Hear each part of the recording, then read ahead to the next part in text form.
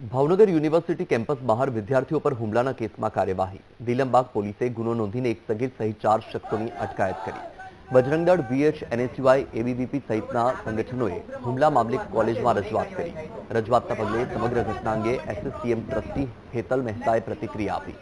હુમલાના કેસમાં આરોપી વિદ્યાર્થીઓને કોલેજની LMS સિસ્ટમ અને ગૂગલ ક્લાસમાંથી હટાવી દેવાયા. 17 તારીખે વિદ્યાર્થીઓને બોલાવાયા છે. વાલી સાથે વિદ્યાર્થી અને વાલીને સાંભળીને સમગ્ર મામલે પગલાં લેવામાં આવશે.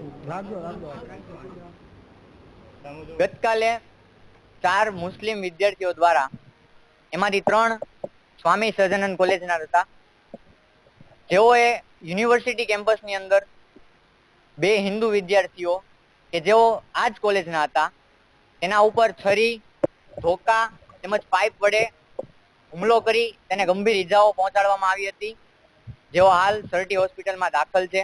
2 વિદ્યાર્થી અમારા છે એ અમારી પાસે આવ્યા અને અન્ય 2 વિદ્યાર્થી અમારી કોલેજના કોઈ છે, એમણે એમની ઉપર ગાડી ગેટની બહારનો જે ભાગ છે એટલે કોલેજ કેમ્પસથી ઘણે દૂર ત્યાં આગળ ફરીવાર કાંઈ માથાકૂટ થઈ અને એમને મારવામાં આવ્યો એવી રજૂઆત અમારી પાસે કરવામાં આવી છે. એના અનુસંધાને આજે અમે એ જે કોઈ આરોપીઓ કહેવાતા છે એમને ત્રણેયને પત્ર લખી, કારણ કે 3 વિદ્યાર્થી અમારા છે, એક કોઈ અન્ય કોલેજનો કે બહારનો વિદ્યાર્થી છે, એટલે એમને તાત્કાલિક એમના પેરેન્ટ સાથે ફોન નથી રિસીવ થતા, એટલે પેરેન્ટ સાથે 17 તારીખે સવારે રૂબરૂ બોલાવવામાં આવ્યા છે.